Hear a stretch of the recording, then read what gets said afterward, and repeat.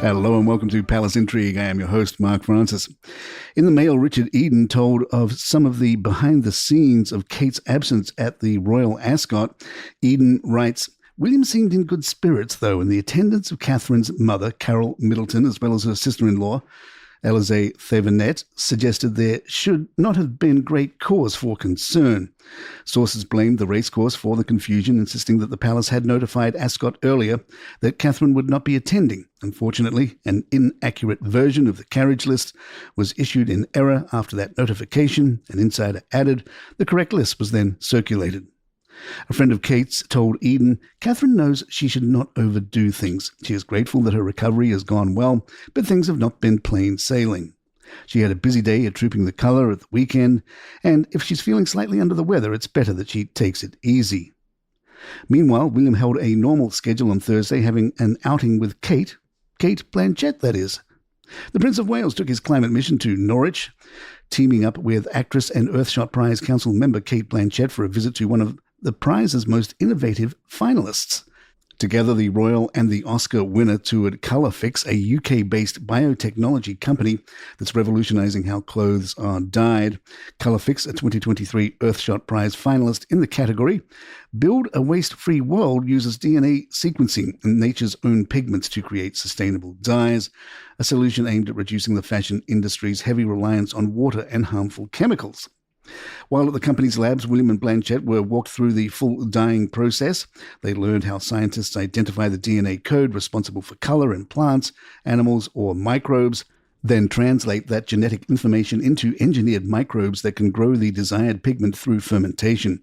The resulting dye can be used on both natural and synthetic textiles in standard dyeing machines with zero added petrochemicals. With Meghan's big, exciting announcement coming out today at 11 a.m. Eastern, the always entertaining Daniela also writes in news.co.uk, they say there are no new ideas, a problem that equally affects royalty and Hollywood. There have been 8 King Henrys, 8 Edwards, 6 Georges, 11 Fast and Furiouses, and 7 Missions Impossible. Really, what chance did Meghan, the Duchess of Sussex, ever have? The Duchess has, by most stretches of the imagination, nearly everything. A princely husband, her very own lemon grove, is on a text-to-name basis with Beyoncé, but originality? Not according to a new report. Just call her the Vin Diesel of Vino. The Duchess is reportedly getting into the wine business, starting with a rosé and then moving on to the harder stuff. A source close to the Sussexes told the Mail, the rosé wine is only the first product in what she and Netflix hope will be a substantial alcohol range, which will include ready-made cocktails and luxury items like flower-infused gin.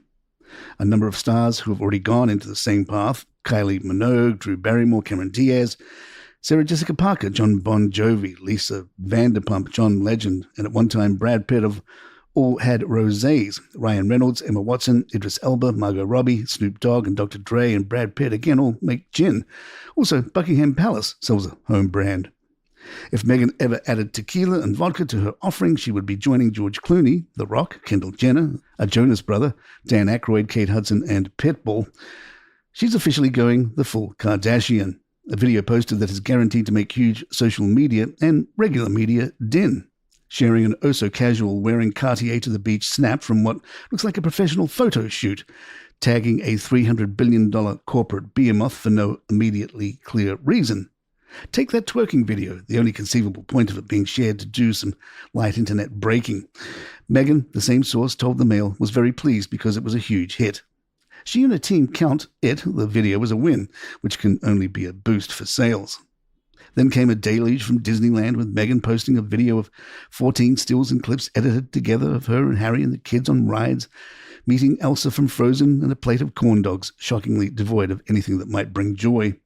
Meghan appears to have chosen. Of all the paths and routes and avenues, the Duchess of Sussex could have decided to take her life after hanging up, if not ritually burning her royal-required nude hose. It looks like the 43-year-old has settled on one. #blessed. More Palace in just a moment. Vanity Fair did some PR work for Meghan, writing, after the April launch, Meghan and her team started working to expand their offerings. There were decisions to be made, she said. What can our offering be at this point that is larger than what sold out in the first run? As a seasonal drop, I think that was really important, to say, let's get it back, but let's get it back in a much bigger way. A spokesperson for the brand confirmed that more products would be released on the As Ever website on Friday, and the product offerings would include the initial offerings of tea, baking mixes, raspberry preserves, and honey, along with a few new surprises. PR expert Rhea Freeman has some advice for Meghan via The Express. As for whether or not the products should be available all the time or in drops, we see more and more brands moving towards drops and limited runs. This helps to encourage people to buy quickly and sometimes excessively because of the scarcity felt. Also, it's far easier to create hype around a release if something isn't available all the time, and I think the media content around the launch is testament to this. It could evolve into some products that are always available, perhaps the dry mixes with seasonal drops for fresh products like the preserves. Freeman has some guesses as to what's coming, telling The Express, "On her Instagram, I feel there have been hints as to what might drop, and I think we're going to see the return of some products like the raspberry spread," which also says coming soon on the website, but some new seasonal creations too. I think we could see strawberries and blueberries in the products, maybe even something like an American-style pancake mix if a social is to be taken literally. I also imagine there will be a continued connection to the garden per the flower sprinkles in the last drop.